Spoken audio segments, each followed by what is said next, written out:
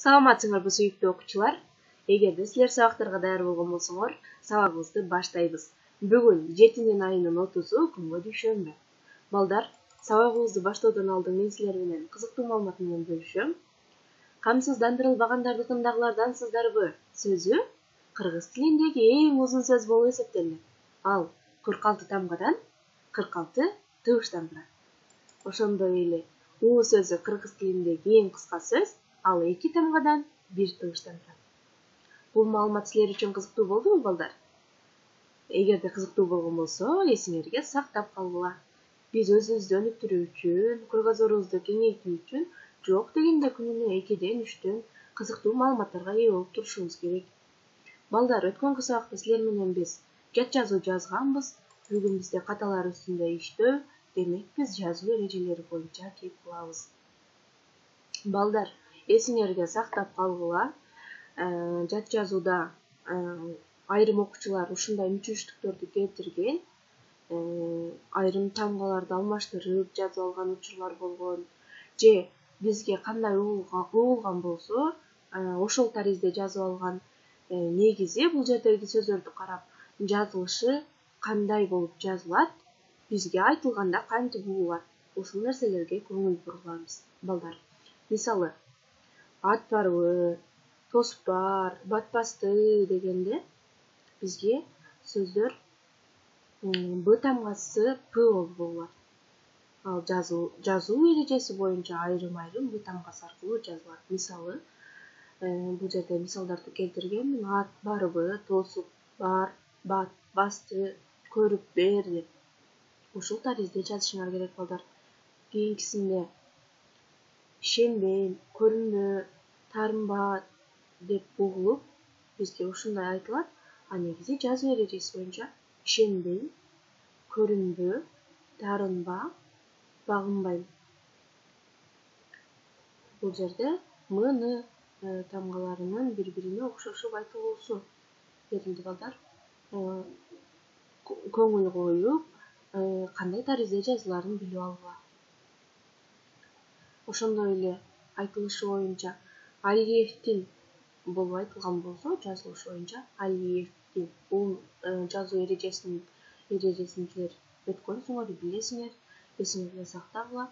Ошондой эле педагогко, диалогдо, Кавказга, залогко бул ушул таризде жазылат.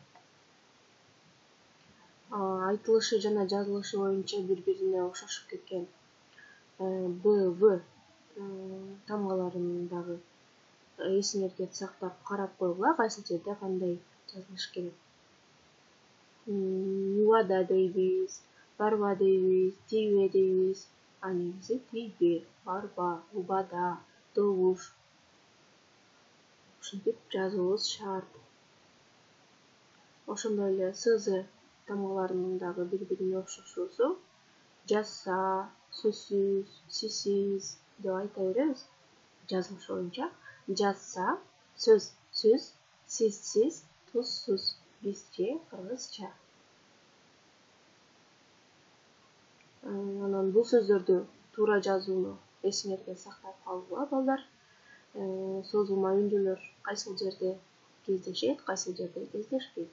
Мисалы, үй-бүлө деген сөздү созулма өөнүн кереги жок, дефис менен гана үй-бүлө деп жазабыз. Дарыкана эмес, дарыкана. Бардык, ирет, баары деген сөздөрдүн дагы жазылуусун карап, эсиңерге сактап койгула. Ошондой эле дефис коюлгон учурлары. Акмөр, атамекен, атажур, ден соолук, иш сапары деген жерлерде дефистин кереги жок, балдар. Бир гана эскерте кетүүчү нерсе акмөр, атамекен, атажурт деген сөздөр айрым баш тамга менен жазылат. Эсибизге сактап калабыз. Ошондой эле араңарда көпчүлүгүңөр созулма үндүүлөрдүн дагы коюлуусун туура караган эмессиңер. Кайсыл жерлерде созулма үндүүлөр, созулма мисалы у тыбышы, у тамгасы, о тамгасы кайсыл жерде кандай жазылаарын карагыла.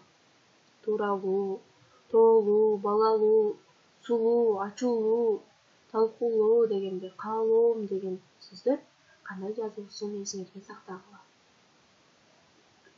Ошондой эле бул жерде дагы созулма үндүүлөрдүн туура эмес жазылуусу, айрымдарыңар созулма ээн эмес, е тамгасын жазып койгонсуңар. Мисалы кечээ, деңгээл дегендер.